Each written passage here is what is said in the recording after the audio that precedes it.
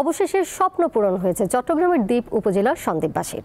প্রথমবারের মতো চট্টগ্রাম সন্দ্বীপ নৌ রুটে চালু হয়েছে দীর্ঘ প্রতীক্ষিত ফেরি সার্ভিস।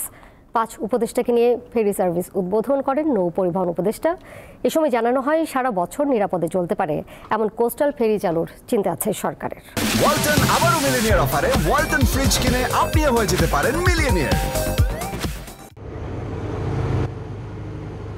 চট্টগ্রামের সীতাকুণ্ডের বাঁশবাড়িয়া থেকে 18 কিলোমিটার দূরে বিচ্ছিন্ন জনপদ সন্দ্বীপ।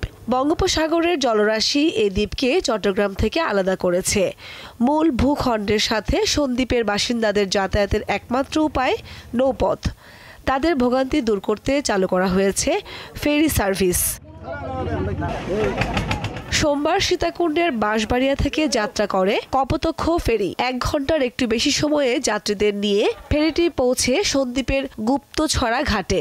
বহু প্রতীক্ষার পর ফেরি সার্ভিস পেয়ে খুশি সন্দ্বীপবাসী। আজকে সন্দ্বীপবাসী হিসেবে আমরা খুব গর্বিত।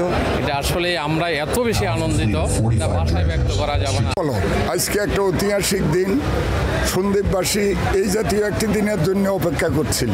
এর আগে সীতাকুণ্ডের বাঁশবাড়িয়া ঘাট এলাকায় ফেরি সার্ভিস উদ্বোধন অনুষ্ঠানের আয়োজন করা হয়।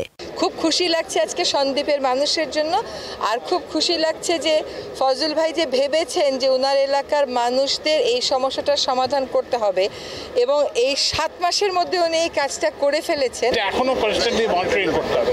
বর্ষাকালে কি হবে আমরা তো জানি না, তো এইসব দেখতে হবে। ফেরি সার্ভিস চালু হলেও রয়েছে নানা প্রতিবন্ধকতা। নিরাপদ ও সারা বছর চলতে পারে এমন কোস্টাল ফেরি চালু করার চিন্তা করছে সরকার। এইখানে এটা কোস্টাল এরিয়া, এটা কিন্তু টেম্পোরারি।